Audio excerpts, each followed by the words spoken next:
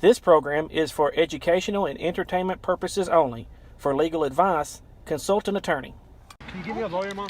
Because I don't know what to talk about a gun. I'm calm. I'm detaining you, all right? All right. Somebody get that man an attorney. In the United States, if you are charged with a criminal violation, you have the right to an attorney represent you regardless of your inability to pay for one. Which is awesome, because depending on your charges, an attorney can cost an unbelievable amount of money. Although it's difficult to imagine life without this basic right, it is only prior to 1963 where anything below a capital offense would make this right very valuable. For just a moment, let's go over what rights are guaranteed to you by the Sixth Amendment to the United States Constitution. These rights are included in all criminal prosecutions. Right to a speedy and public trial, right to be heard by an impartial jury from the jurisdiction the crime was committed in, right to be informed of the violation suspected, right to confront witnesses against you, right to obtain witnesses on your behalf, and the right to assistance of counsel for your defense.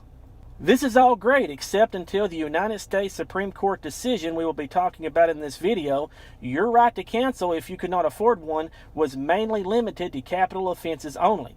So unless you were an axe murderer, then you could be paying for an attorney yourself. To thank for this, allow me to introduce you to Clarence Earl Gideon, a non-educated man who spent most of his life in and out of jail. He was suspected of breaking and entering in Florida and ultimately convicted and sentenced to 5 years in prison. During the trial, he requested a court-appointed attorney and was denied due to his violation not being serious enough. While serving the sentence, he wrote a letter to this man, Louis L. Wainwright, who was the Secretary of the Florida Division of Corrections. Wainwright refused Gideon a new trial, which led to Gideon writing a letter to the United States Supreme Court, who agreed to hear his case. Now, this alone, coming from a man with only an 8th grade education, was a phenomenal win. It is estimated out of all the requests per year the United States Supreme Court receives, only approximately 2% of them are actually heard.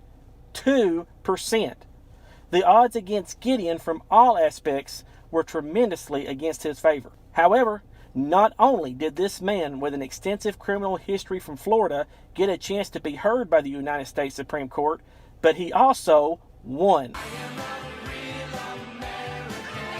Now, in all criminal prosecutions, an attorney is available regardless of your inability to pay. Gideon would live about 9 more years before he died in 1972 in Fort Lauderdale, Florida, due to complications from cancer. He was 61 years old. If you have any questions or comments, be sure to leave them below. For further reading, be sure to click on my Amazon link, also listed below.